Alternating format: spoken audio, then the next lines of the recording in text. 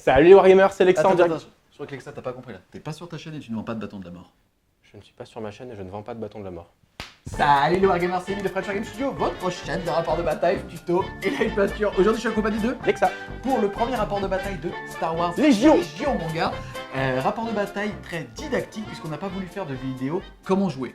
On a fait ce que vous devez faire, vous, hobbies chez vous. On a pris la boîte, on l'a ouvert, on a sorti les gurines et on s'est mis sur la gueule. Et c'était putain de bien avant c'est cette grave partie. On a fait 2 playtests pour avoir les mains en règle. Faut savoir que la première partie a duré 1h30 tout compris et que la deuxième partie a duré environ 50 minutes. Et là, celle qu'on a tournée à peu près 1h10, mais c'est normal avec les caméras. On se retrouve donc tout de suite pour la découverte de la table et des armées. Donc pour cette partie d'initiation sur Star Wars Légion, j'ai la chance de jouer les rebelles à thème Endor. Donc on va commencer par une première escouade de soldats rebelles équipés d'un soldat avec MPL 57, donc un gros blaster à ion, et d'un soldat supplémentaire. Ils vont être menés par le commandant Skywalker, Luke, auquel on a rajouté 2 sorts pour qu'il puisse être un peu sympa en termes de jeu, donc le lancer de sabre et les réflexes de la force, qui lui conférera des petits bonus en termes de jeu. On a ensuite une deuxième escouade de soldats rebelles, équipés du fameux blaster rotatif Z6, donc une espèce de grosse Gatling laser, et d'un soldat supplémentaire. Et pour finir, un TLTT avec un gros blaster rotatif de TLTT pour dézinguer un maximum de Stormtroopers. Que la force soit avec moi. Pour cette première partie d'initiation, on va avoir une première unité de Stormtrooper avec un Trooper supplémentaire et un Trooper équipé d'un HH-12 qu'on va appeler Lance-Patate. Ensuite, on va avoir une unité de 2 Speederbike 74Z avec comme aile à munition le Comlink longue portée. Pour mener à bien tout ce petit monde, on va avoir Dark Vador avec comme amélioration le lancer de sabre laser. Et enfin, une deuxième unité de Stormtrooper avec toujours un trooper supplémentaire et une sulfateuse, la DLT 19. Donc pour cette partie d'initiation, on a volontairement légèrement modifié la cinématique de déploiement et de mise en place du jeu pour essayer les trucs un peu cool sur certaines figurines. Donc notamment, on a rajouté des armes supplémentaires dans les escouades de rebelles et impériales et des sorts sur les Jedi. Je vais porter votre attention sur les cartes de commandement qui sont vraiment une des choses les plus intéressantes au niveau du jeu. Elles vont nous donner une grande latitude stratégique par rapport aux unités qu'on va activer. Ça va nous permettre de prendre l'initiative sur l'ennemi et on va jouer que les cartes génériques, pas celles spécifiques au personnage. La partie va maintenant commencer. Avant le début du tour 1, c'est le joueur rebelle qui va prendre le pion marqueur de tour et on va tous les deux pouvoir miser une carte de commandement. C'est parti, on la pose et on va la retourner. Je vais mettre tenir la position et toi aussi. On va donc avoir une initiative qui est représentée ici par le petit nombre de points. Plus il est haut, moins c'est bon. C'est-à-dire que c'est celui des deux qui va en avoir le moins qui va pouvoir commencer. Le fait est, comme c'est une égalité, c'est le joueur qui a le pion de début de tour, enfin du nombre de tours. Ici, le joueur rebelle qui va pouvoir lancer un dé rouge et s'il obtient un petit bouclier, il pourra commencer. Il obtient un bouclier. Tu vas pouvoir montrer face visible une unité pour être sûr que celle-ci soit activée au moment où tu le voudras. Et du coup, je vais choisir mon TLTT. Et du coup, je prends tous mes pions et je vais les mélanger face cachée pour les activations. De mon côté, je vais avoir autant de tokens que d'unités présentes sur la table avec des petits logos. Ici, ça va être un logo troupe, un logo soutien et un logo commandant. Moi, tout comme Lexa, je peux avoir une unité face visible. Je vais prendre cette troupe-là et les autres, je vais, tout comme Lexa, les mélanger. Et au moment où je voudrais les activer, je pourrais choisir soit d'activer en sachant celles qui vont être visibles, soit en tirant une au sort avec un certain aspect aléatoire. Puisque pour rappel, ici, on va être sur de l'activation alternée. Alors là, comme c'est le joueur numéro 1, il va activer en première unité et ensuite à moi. C'est donc à moi d'activer ma première unité. À Star Wars, chaque unité a 2 actions lors de son activation. Parmi ces 2 actions, il a des actions qu'il ne peut pas faire plus d'une fois, comme viser, tirer ou esquiver. Par contre, il peut, s'il le souhaite, bouger 2 fois, donc en utilisant ces 2 actions. On le verra par la suite, mais certaines unités ont des actions dites gratuites. C'est pour ça notamment qu'on a donné le sort réflexe de la force à nos Jedi, ou à nos Sith, en tout cas, pour avoir une espèce de 3e action. Ici, qu'est-ce que tu vas faire avec ? Donc, je vais bouger et tirer avec mon TLTT. avec le gabarit de mouvement de 2. Hop. Pour tirer, je vais regarder la carte du DLTT. Elle me demande de prendre 6 dés noirs. Salope. Et je vais viser les Stormtroopers qui sont ici. Donc tous les dés, alors je fais un jet de massacre en plus, tous les dés avec des symboles de dégâts sont des dégâts. Les critiques ne sont pas esquivables. Et la règle spéciale de mon TLTT, c'est qu'il transforme les symboles adrénaline en critique. C'est intéressant comme première phase de tir, puisque ici, on voit que si on prend le centre de son socle, est masqué par un décor plus de 50% de mon unité. Je vais donc pouvoir avoir un couvert, annuler une blessure, à savoir que je ne peux pas annuler de critique.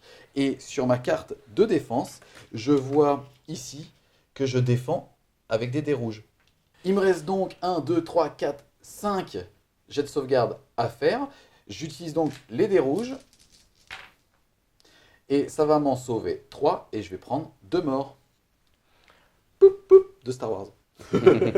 A noter que le sergent de l'unité, donc en général celui qui a une particularité au niveau de sa sculpture, doit être celui qu'on retire en dernier. Ici pour la partie d'initiation, on va enlever toutes les règles complexes comme ce que le recommande le guide justement d'utilisation.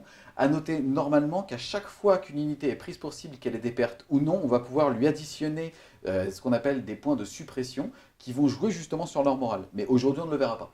À moi donc de jouer, puisque pour rappel on est sur de l'activation alternée. Comme je le disais, je peux soit activer de façon aléatoire une des unités sur la table, ou activer celle face visible. Ici, comme j'ai un doute sur leur espérance de vie, je vais activer cette escouade de troopers. Ici, il me reste 1, 2, 3 mecs de base avec des blasters et un lance-missile. En vérifiant la portée, je vais décider que je tire sur son bipode. À savoir que mes blasters tirent de 1 à 3 et que mon HH12 tire de 2 à 4, je suis largement à portée. Ma première action va être de viser, qui va me permettre de relancer jusqu'à 2 dés. En plus de ça, moi en tant que trooper, j'ai la règle précis 1, qui fait que si jamais je décide de viser, je pourrais relancer un dé supplémentaire. Au niveau de mon arme, je le vois ici, chaque mec va lancer un dé blanc, et celui avec le lance-patate va lancer 3 dés noirs. C'est parti. En regardant ici le symbole adrénaline, je regarde sur ma fiche profil et je vois que je peux transformer ce dé en touche. Et comme j'avais visé, je peux relancer jusqu'à 3 dés. En regardant ici, j'ai tiré sur une figurine, en général un véhicule qui a la règle armure. Il ne peut donc être blessé que par des jets de critique qui sont représentés par un symbole creux. Ici. La règle et la particularité du lance-patate, la règle Impact 3, tant que vous attaquez avec une arme qui a armure, changez jusqu'à 3 résultats normaux de touche comme résultat critique. Ça va donc lui faire 3 touches critiques. Donc ici on voit que je dois défendre avec des dés blancs. Donc je vais jeter 3 dés 6 blancs pour voir si j'arrive à annuler des dégâts. Et je fais un beau jet, j'annule 2 blessures. Mon dé d'adrénaline ici, moi, me permet seulement de transformer les dégâts en critique. Je vais donc prendre un token de blessure pour mon TLTT. En regardant son profil, on voit qu'il va avoir 6 points de vie. Il lui en restera donc 5. Et le score en jaune correspond au moral pour les unités et on va dire à une faculté partielle pour les véhicules. Mais on ne va pas appliquer ces règles-là pour la partie initiation. Il lui reste donc 5 points de vie. Une fois activé, je vais retirer le pion visé puisque je l'ai déjà utilisé et retirer le token comme quoi l'unité a déjà été activée. Donc je vais activer une deuxième unité.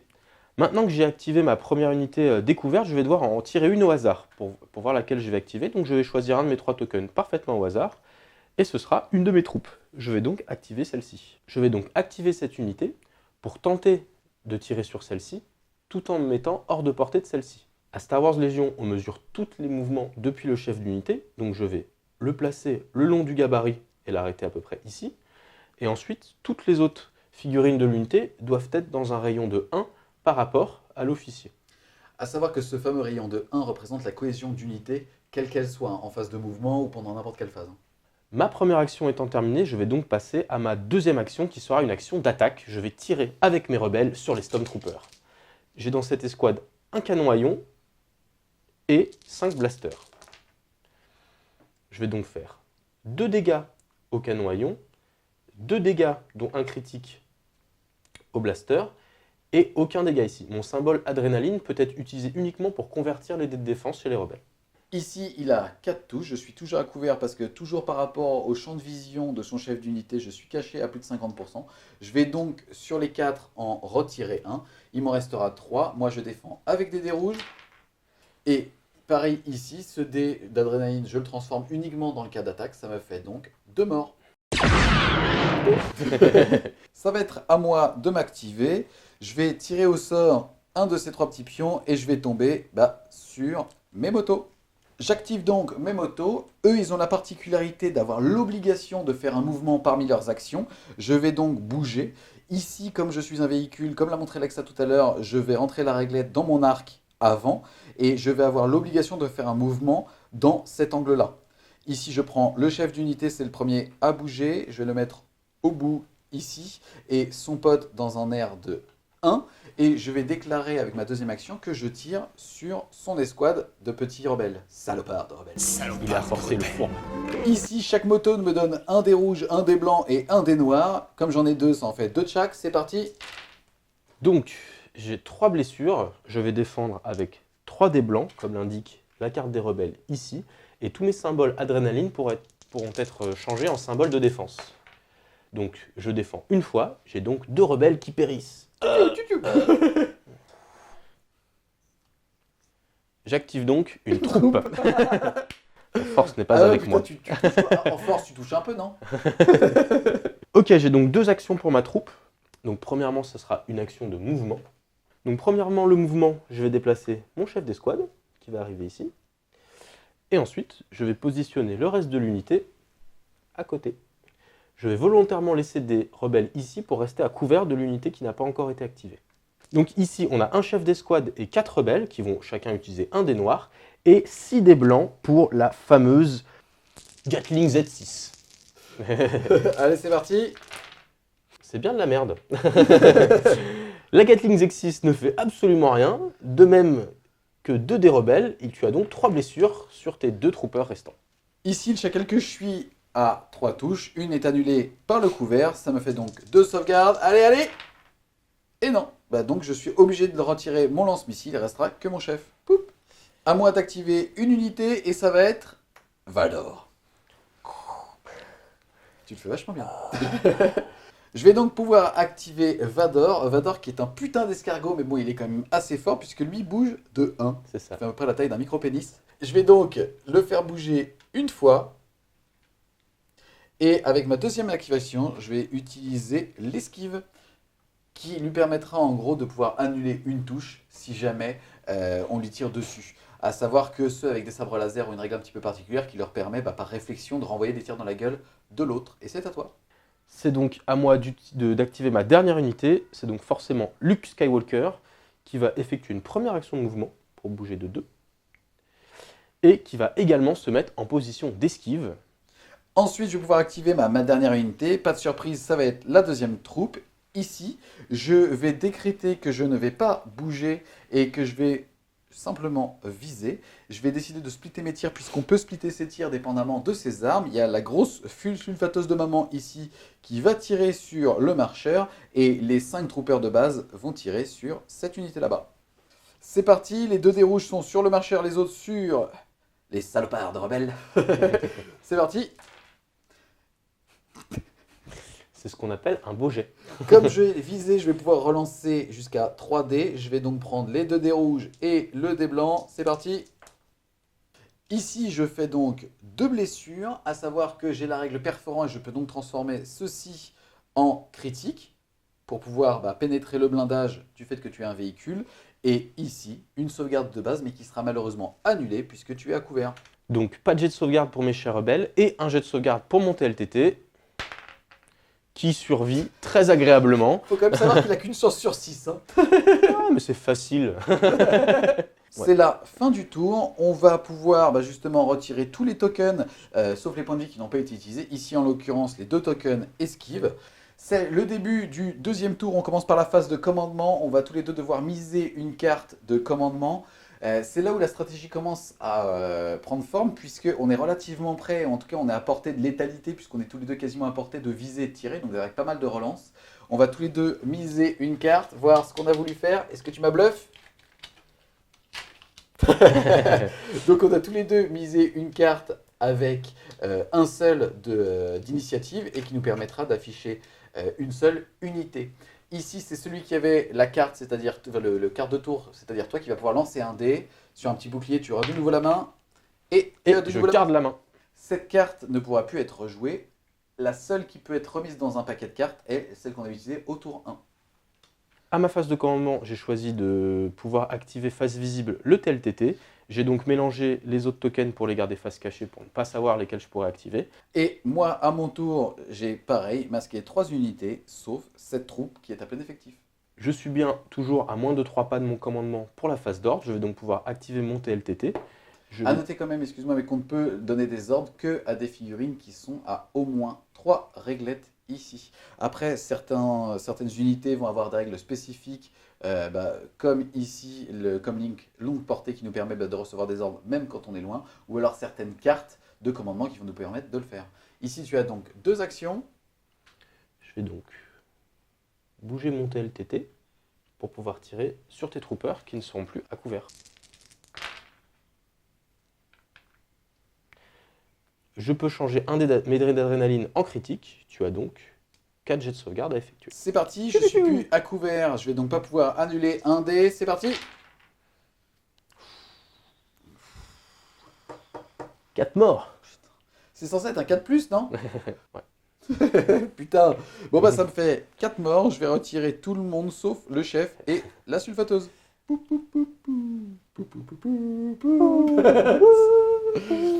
Je vais donc activer l'unité face visible sans surprise, à savoir E. J'ai 2 actions. La première action va être de viser. La sulfateuse va partir sur cet homme et le dé blanc, donc le blaster sur E. C'est parti. Cassé. Je peux donc, grâce à la règle Impact 1, remplacer un dé par un critique. Il va donc avoir une sauvegarde. Et pareil ici, c'est une touche sur cette unité. Alors, la sauvegarde sur les rebelles. Donc, un mort. Et la sauvegarde sur le TLTT. Annulé. Le roi de la 6+, monsieur. Putain. Donc, j'ai déjà activé mon TLTT qui était la seule unité face visible. Je vais donc choisir au hasard une de mes unités. Et ce sera une de mes troupes. Je vais donc activer cette troupe. Alors, la première action de mon unité de rebelle va être de prendre un token d'esquive. Il faut quand même noter que les rebelles ont une règle spécifique qui dit qu'à partir du moment où ils dépensent un pion d'esquive, ils en régénèrent un. C'est toujours intéressant de leur en donner un pour que systématiquement ils annulent une blessure. Petite particularité aussi, il me semble que Luke Skywalker peut, via son deck de commandement, justement donner autour de lui un jet d'esquive et donc rendre globalement l'armée beaucoup plus tanky. Tout à fait. Alors, je vais essayer de finir une de tes unités. Donc je vais tirer sur le commandant ici. Donc je vais prendre 2 dés noirs et 2 dés rouges pour le blaster à ion. Et je te fais 3 blessures. Salope. Ici par contre, je suis à couvert. Je vais donc en annuler une et lancer 2 dés rouges. 4+. Et ça tank, monsieur. Et il survit. Le fourbe.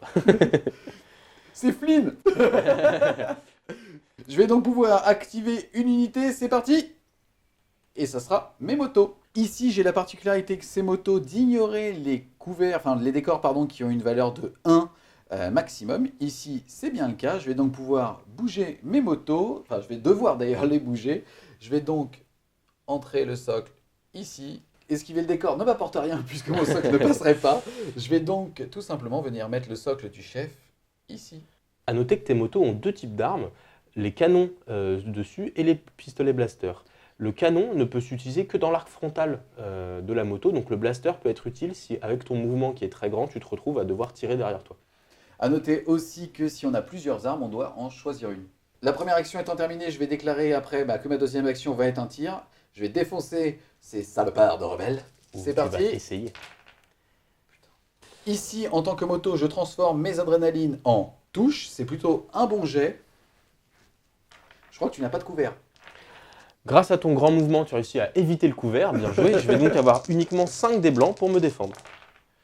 Donc moi, mes dés d'adrénaline se transforment en défense. Il y a donc 4 rebelles qui périssent sous les tirs de blaster des motos.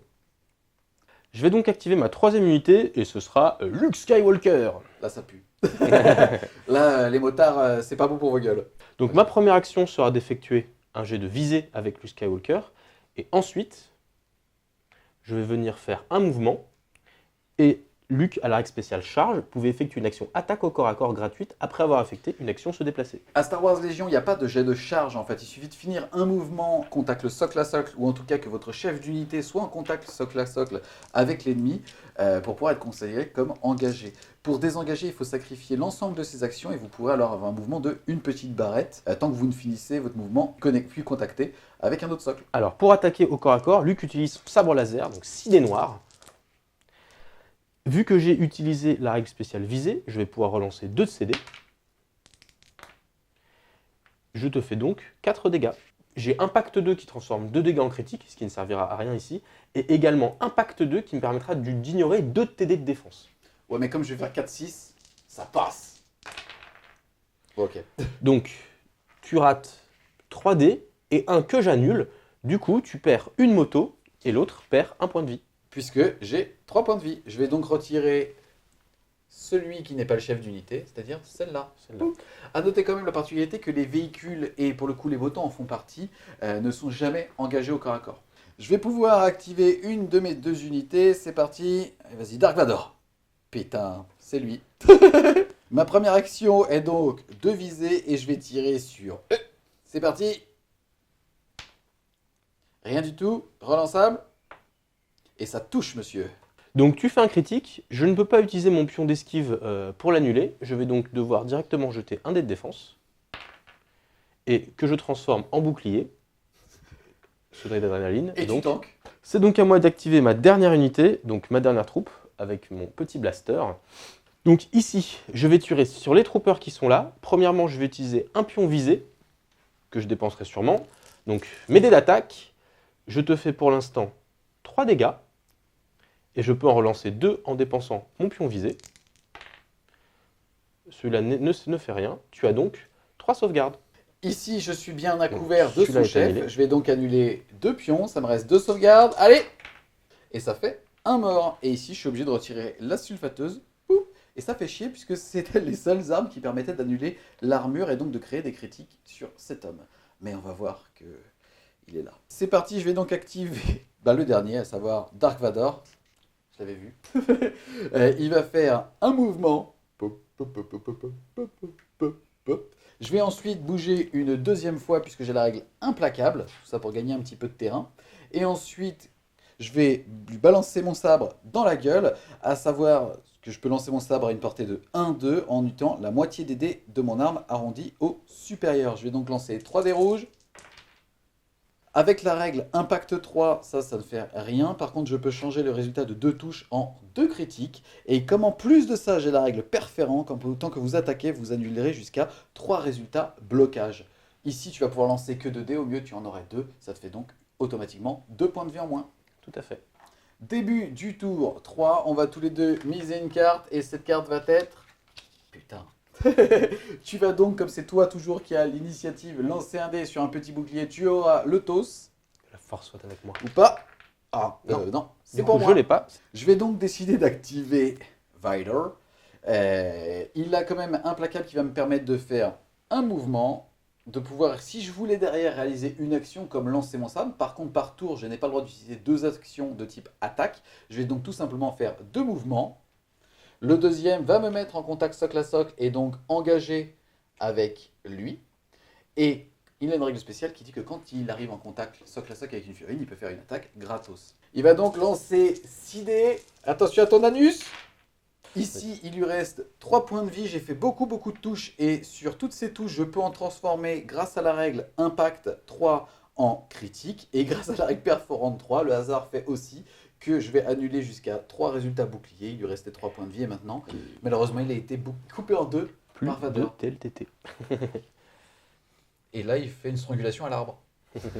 Je vais activer cette troupe qui va faire une action de visée et qui va tirer sur Dark Vador parce qu'il est vachement proche. Donc 2 dés rouges et 2 dés noirs sur Dark Vador. Donc une touche pour l'instant et 2 relances. Donc 2 blessures. Vador a une défense à base de dés rouges et il a 8 points de vie. Et il a 7 points de vie. Je vais donc activer ma deuxième unité face visible pour me barrer avec ma petite moto. Parce qu'on n'a pas trop de courage. Je vais donc faire un 90 degrés avec elle pour pouvoir tirer sur eux. C'est parti. Ici, grâce à la moto, je vais transformer mon adrénaline en une autre touche. Ça fait donc 3 sauvegardes. Donc une que je transforme en blessure, il va rester mon chef d'escouade. Donc du coup, je vais activer ma deuxième troupe. Je vais tenter d'attaquer au corps à corps l'unité de moto pour me réfugier contre les tirs des 2 derrière troopers qui restent. Puisque comme on l'a dit tout à l'heure, à partir du moment où tu vas être en contact socle à socle, non seulement tu vas pouvoir taper, moi étant un véhicule, je ne suis jamais loqué, mais comme j'ai déjà été activé, tu peux partir en fait me coller pour que je ne puisse pas te tirer dessus jusqu'à ma prochaine activation, qui en l'occurrence pour lui sera au prochain tour. Donc en avant au corps à corps, ça va me faire 2 dés noirs et une sauvegarde. C'est parti. Faut que je toque. Faut que je perde un point de vie. Il lui reste donc un seul. À moi, je vais pouvoir activer lui. Ma première action va être de viser et ensuite de tirer sur le survivor là-bas. C'est parti. Relançable, puisque j'ai visé. C'est parti. Je vais donc pouvoir activer Luke Skywalker qui va effectuer un premier mouvement à 2, puis un deuxième mouvement à 2 et arriver au contact socle à socle avec Dark Vador. Salope. Je vais donc pouvoir utiliser 6 dés noirs au corps à corps, en sachant que j'ai la règle impact 2 perforant 2, il y en aura 2 que tu ne pourras donc pas annuler. À savoir que les personnages, en tout cas Vador et Luke, sont ignorés au perforant. Je vais donc pouvoir utiliser 4 dés rouges. C'est parti, Darky, faut tanker. Il perd 3 PEV, il lui en reste donc 4. Je vais activer ma dernière unité et ça sera une troupe, à savoir celle-là. Je ne suis à portée de rien sauf de Luke, mais il est engagé donc je ne vais pas pouvoir lui tirer dessus. Je vais donc bouger une fois pour être à portée de cet homme là-bas. On peut bouger à travers les corps légers. Je vais donc faire un mouvement et tirer sur cet homme. C'est parti! Oh non! C'est parti, on commence la phase de commandement du tour 4. On doit tous les deux miser une carte. Alors Je vais jouer celle-là. Ok. Et c'est moi qui ai l'initiative. Je vais 3 pouvoir unités. déclarer 3 unités face visible, à savoir qu'il en reste 4. Là, c'est assez intéressant parce que moi j'ai préféré jouer safe pour pouvoir tout de suite activer Vador et jouer la carte la meilleure qu'on avait en main, c'est-à-dire celle qui nous restait tous les deux à 3 d'initiative. Et toi, tu préfères en fait la garder pour le tour d'après. Oui, parce que je me dis qu'aucun des 2 Jedi ou Sith ne pourra se tuer à ce tour et que l'initiative du prochain tour sera plus importante. Alors, est-ce que j'ai raison?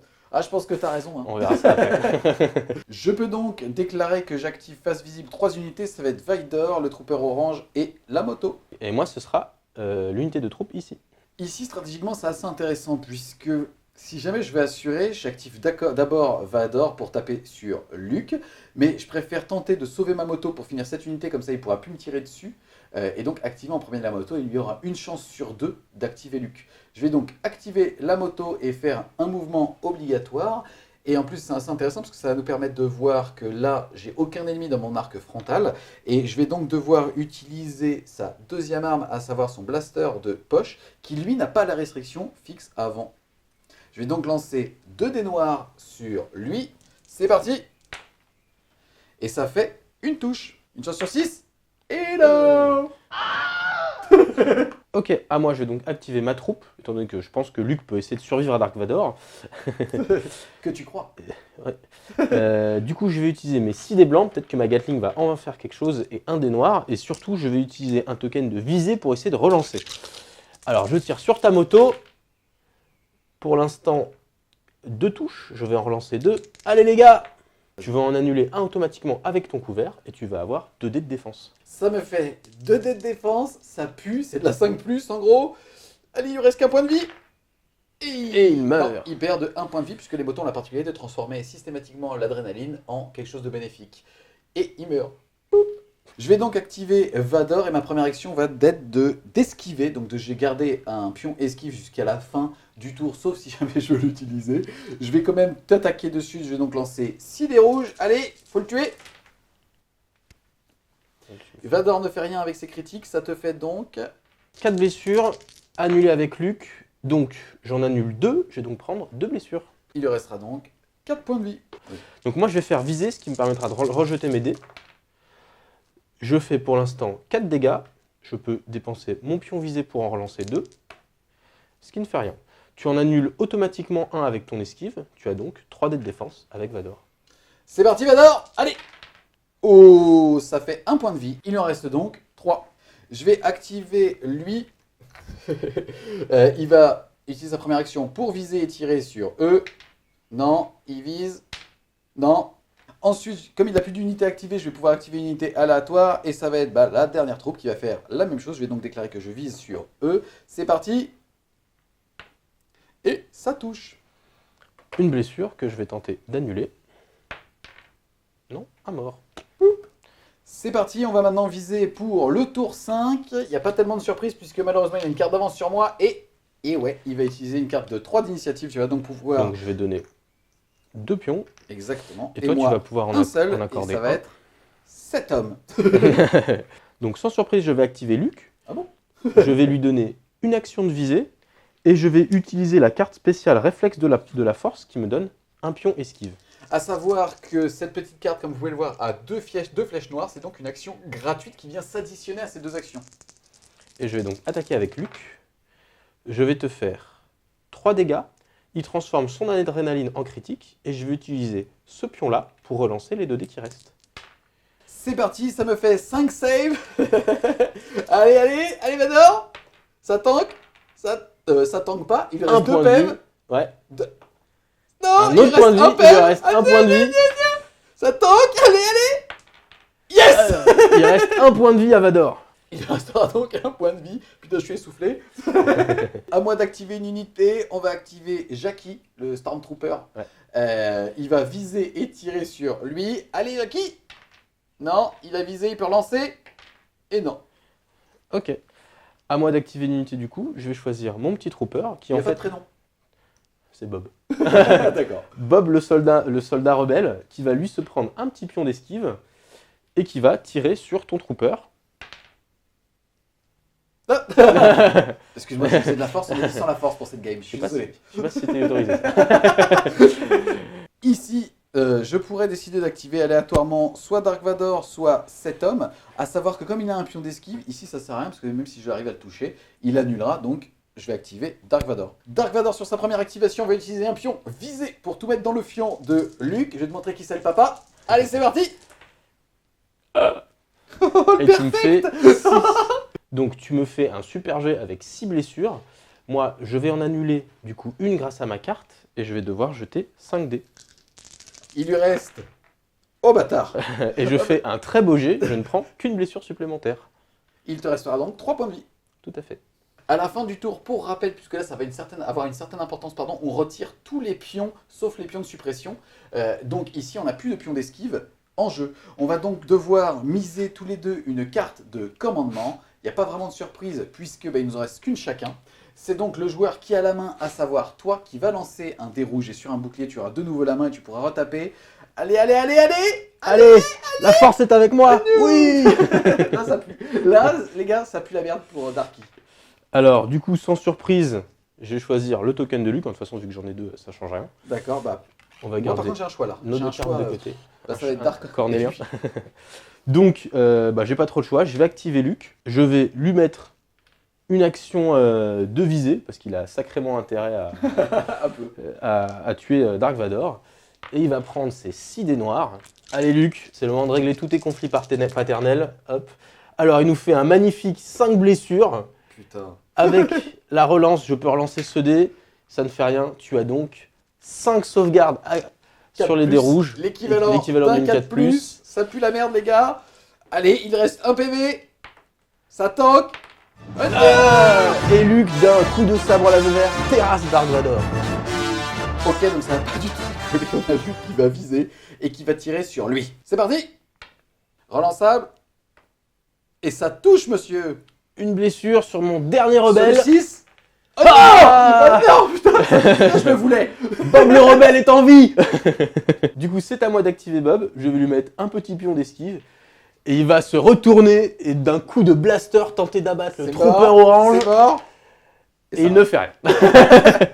Ici, je n'ai aucun intérêt à activer cette figurine, sauf pour tirer sur tirer sur Luc. C'est pareil, je vise. Mon gars, t'es dans mon viseur. Tu vas prendre une balle dans l'œil. Ou dans le cul. C'est visé. Et rien du tout. On attaque donc le 6e tour de jeu. Il nous reste tous les deux en main que tenir la position. Ça va donc être celui qui a l'initiative du tour précédent, à savoir toi, qui va lancer un des rouges pour savoir un bouclier. Et sur un petit bouclier, tu pourras garder la main. C'est parti. Et non, c'est à toi moi. qui as la main. Je vais donc mettre un marqueur face visible sur lui. Je vais d'ailleurs commencer l'activation. Je vois que toi, tu l'as mis sur Luc. Et c'est cet homme qui va viser et tirer sur lui. C'est parti. En gros, ce qui risque de se passer, c'est qu'avec Luc, tu vas m'en charger un des deux. Et c'est si lui ne meurt pas, qu'il pourra peut-être sniper avec une chance sur 6, relançable, un des deux pour me table raser. C'est parti. En tout cas, c'est sur cet homme, dans l'œil. Non, relançable parce que j'ai visé. Allez. Oh non. Donc je vais activer Luc. Il va effectuer un premier mouvement. Ça sent la charge, ça pue la merde. Et un deuxième mouvement qui l'amène très facilement à portée de charge. Et grâce à sa règle charge, il va pouvoir attaquer au corps à corps le trooper en jetant 6 dés. Il lui fait un total de 5 blessures de sabre laser. Est-ce qu'il l'a découpé en rondelles? Tu as donc 5 dés blancs de défense. C'est parti, j'y crois. Et ça me fait 4 points de vie. Il est complètement défoncé. Du coup, le dernier rebelle va viser et tirer pour le dernier shoot de la partie. Et il lui fait une blessure, une sauvegarde sur le trooper. Une chance sur 6, allez. Et le dernier trooper périt d'un coup de blaster. Et vous pouvez aller désactiver le bouquet de l'étoile de la mort. On se retrouve donc les Wargamers dans l'analyse d'après-match. Puisque t'as mis ton sabre laser dans mon cul. Luc a mis son sabre dans le cul de Darmanor, tu veux dire. C'est ça.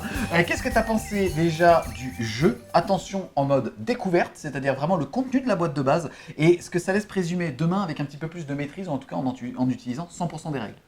Alors, les figurines sont jolies. On est sur du Star Wars. J'ai eu beaucoup de plaisir à peindre les rebelles pour la chaîne. Excuse-moi, oui, c'est vrai, puisqu'en fait, tu t'es occupé en termes de modélisme de l'ensemble de la partie des rebelles et moi de l'Empire. On s'est réparti les forces, quoi. Alors, moi, j'ai un petit point noir au niveau de la boîte, c'est qu'il n'y a pas assez de dés. Souvent, on va avoir besoin de 6 dés. Il n'y a que 3 dés de chaque type. Donc, c'est le gros point négatif au niveau de la boîte. Sinon, les cartes sont de bonne qualité, les tokens sont sympas. Il y a pas mal de petits pions et de décors. La boîte est très jolie pour le prix qu'elle est. C'est cool. C'est vrai, puisqu'on est sur une boîte qui va aux alentours des 80-90 euros. Pour une boîte de base, c'est très très très complet. En fait, ça met vraiment l'eau à la bouche pour la suite. À savoir que là, on était sur, comme on l'a dit tout à l'heure, la partie d'initiation. On ne joue absolument pas sur la phase de morale, sur l'équivalent d'une phase de pilonnage avec pas mal de petits pions de suppression. Et surtout, là où va se jouer énormément de stratégie au niveau du jeu, c'est sur ces fameuses cartes de commandement, puisqu'il me semble qu'il y en a 7 au total dans la boîte par camp, et que dans la partie initiation, on ne joue qu'avec 4. Et c'est vraiment, tu l'as montré à la fin, avec ce genre, on va dire, de stratégie que tu vas prendre le dessus sur ton adversaire. Ou alors, en tout cas, sur les phases d'activation, sur les petits pions de suppression, mais on verra ça sur un prochain rapport de bataille. Tout comme toi, j'ai vraiment été charmé, en tout cas, par les figurines. Difficile d'être objectif parce que ça reste du Star Wars, que quand tu peins un Luke, c'est évident que tu vas prendre du plaisir. Le fait est que là, on est sur des figurines qui sont en 3 blocs, à savoir 2 blocs pour les figurines et 1 bloc avec le socle. Enfin, en gros, 2 blocs de figurines et à les coller sur le socle. Qu'on est sur une qualité de résine qui est relativement correcte. On n'est pas sur le niveau d'un Game Workshop au niveau de leur plastique, mais on y est largement sur les autres matériaux qui peuvent être utilisés. C'est compensé par l'univers Star Wars. Manque d'objectivité, ça. Je manque d'objectivité. Mais le fait est que, ouais, en tout cas, c'est un jeu qui laisse présumer vraiment pas mal d'heures de plaisir.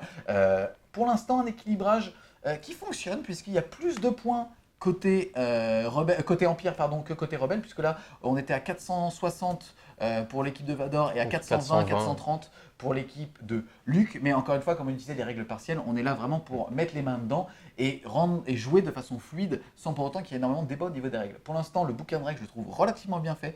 Là, on est sur le fascicule partiel des règles, à savoir que vous pouvez trouver sur le site, et le lien sera dans la description, les règles complètes, avec un espèce d'énorme index où dès que vous avez une question, vous allez directement voir à la bonne page, alors que là, on est plus sur un livre qu'on doit dérouler en termes de lecture pour pouvoir commencer à jouer. Pour en revenir un petit peu sur la partie, joli coup de blaster, fiston. Joli coup de sabre laser, tonton. Qu'est-ce que tu en as pensé, toi? Déjà, au niveau vraiment de l'initialisation d'une partie, quand tu commences à mettre les décors en place, quand tu commences à, là on l'a pas vu, mais choisir ton scénario et ainsi de suite. Je trouve que c'est assez instinctif. Il y a vraiment beaucoup de qualité au niveau du déroulement du jeu, avec des dés à symboles, comme par exemple dans X-Wing, ce genre de jeux qui sont assez agréables à prendre en main. Et c'est c'est d'ailleurs assez intéressant, c'est que quand tu commences à voir le recul de certains joueurs, enfin tu vois, moi c'est comme toi, Lexa qu'on présente plus sur la chaîne, mais en tout cas il y a un gros niveau qui est connu en tout cas sur 40K. On te voit prendre en main ce genre de jeu, et on voit directement les synergies que tu es en train de deviner pour ton adversaire ou les coups de bluff que tu vas pouvoir faire avec les cartes. Ou à un autre niveau, les statistiques que tu commences à faire, puisque les dés ont beau avoir des symboles, tu peux facilement te rendre compte que en tout cas les dés carrés blancs représentent une chance sur 6, voire une chance sur 5 si on applique l'adrénaline. Tout à fait, tu as raison, il suffit de compter le nombre de faces et de comparer pour voir les chances qu'on peut avoir par rapport aux dés.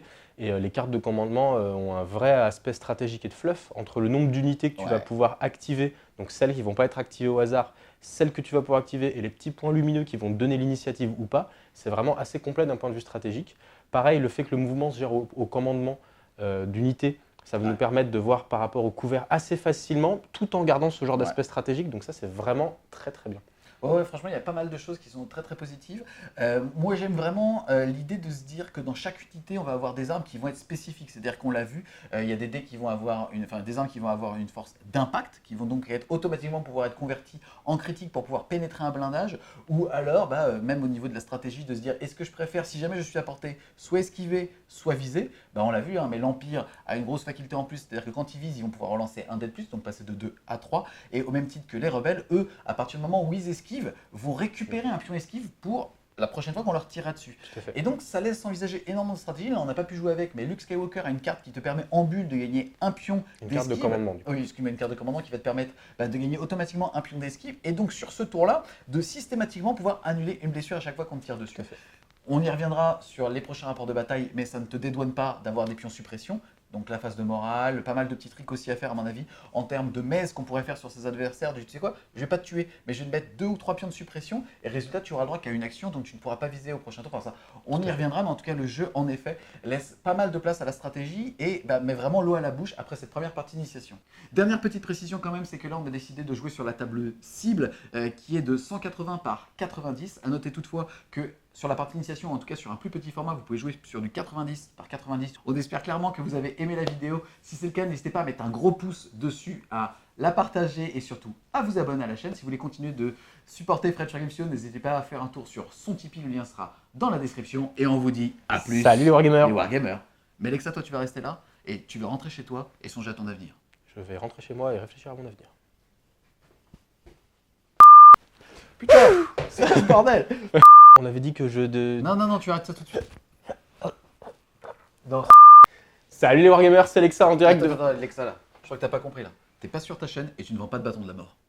Je ne suis pas sur ma chaîne et je ne vends pas de bâton de la mort. Salut les Wargamers, c'est Lee de Fred Games Studio, votre chaîne de rapport de bataille, tuto et live peinture. Aujourd'hui je suis en compagnie de Lexa. Pour le premier rapport de bataille de Star Wars. Légion mon gars. Partie Et on est chaud. d'initiation. Partie qu'on va pas mal se faire en didactique. On n'a pas voulu vraiment faire de vidéos spécifiques pour apprendre à jouer, on a préféré faire ça autour du jeu. On se retrouve donc tout de suite pour la découverte de la table et de la... Salut les Wargamers, c'est Lexa.